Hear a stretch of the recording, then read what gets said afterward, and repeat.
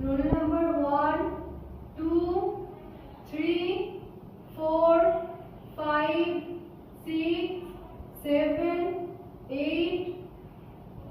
Good morning students. Good morning. কেমন আছো তোমরা? খুব ভালো আছি।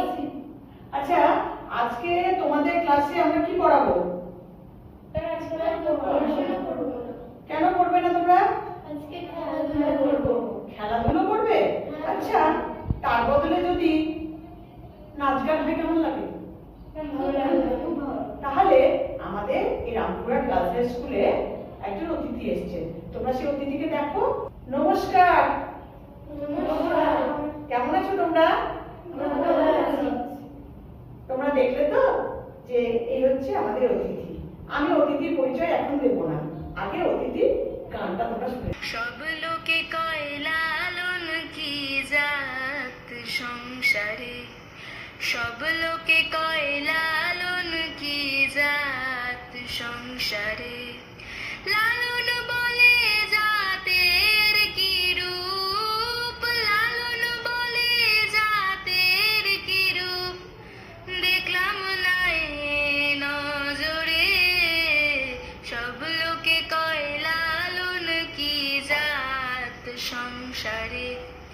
সুন্নত নিলে হয় মুসলমান, নারীর তবে কি হয় বিধান। সুন্নত নিলে হয় মুসলমান, নারীর তবে কি হয় বিধান। বামুন চিনি পইতে প্রমাণ, বামুন চিনি পইতে প্রমাণ, বামনি চিনি কোন প্রকারে। সব লোকে কয় লালন কি জাত সংসারে, সব লোকে কয় লালন কি জাত সংসারে। গান কেমন লাগলো? খুব ভালো লাগছে। তোমাদের গান ভালো লেগেছে? হ্যাঁ হ্যাঁ। জানো তো, আমি বাংলাদেশের লোক। যখন আমি ছোটবেলায় খুব অসুস্থ হয়ে গেছিলাম, তখন আমার বন্ধুরা আমাকে ছেড়ে চলে গেছিল। তাই নাকি? তারপরে কি হলো? তারপরে আমি সিরাজ শাহ নামে একজন ব্যক্তির কাছে আশ্রয় পাই।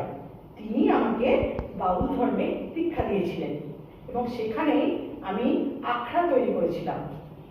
আখড়া তোমরা জানো? না না। আখড়া হচ্ছে যেখানে বাউল শিশুরা বসবাস করে।